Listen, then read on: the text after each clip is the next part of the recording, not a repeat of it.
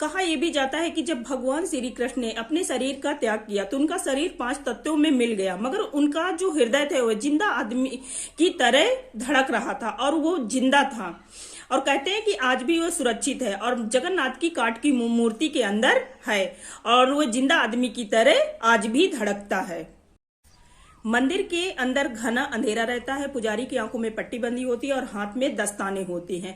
वह पुरानी मूर्ति से ब्रह्म पदार्थ निकालता है और नई मूर्ति में डाल देता है और आज तक किसी ने भी ब्रह्म पदार्थ को नहीं देखा है और ये ब्रह्म पदार्थ क्या है आज तक कोई भी व्यक्ति नहीं जानता।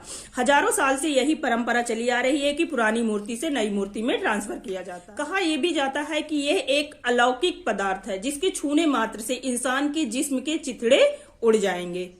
दिन के किसी भी समय जगन्नाथ मंदिर के मुख्य शिखर की परछाई नहीं बनती है। हर 12 साल में महाप्रभु की मूर्ति को बदला जाता है। जब महाप्रभु की मूर्ति को बदला जाता है तो पूरे शहर में ब्लैक आउट किया जाता है। ब्लैक आउट का मतलब होता है पूरे शहर की लाइट बंद की जाती है और सीआरपीएफ की सेना चारों तरफ से मंदिर को घेर लेती है ताकि मंदिर के अंदर कोई भी व्यक्ति न जा सके।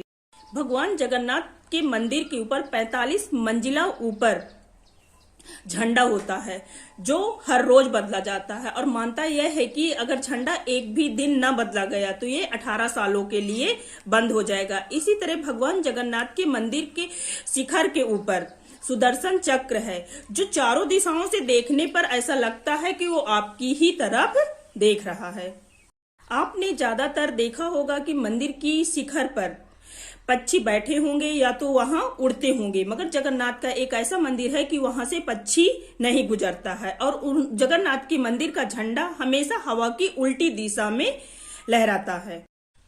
भगवान जगन्नाथ के मंदिर में प्रसाद पकाने के लिए मिट्टी के 7 बर्तनों का प्रयोग किया जाता है और 7 बर्तन जो होते हैं एक दूसरे के ऊपर रखे जाते हैं, मगर ताजुब की बात यह है कि जो सबसे ऊपर बर्तन होता है उसका प्रसाद जल्दी पकता है और ये आग में ही पकाया जाता है।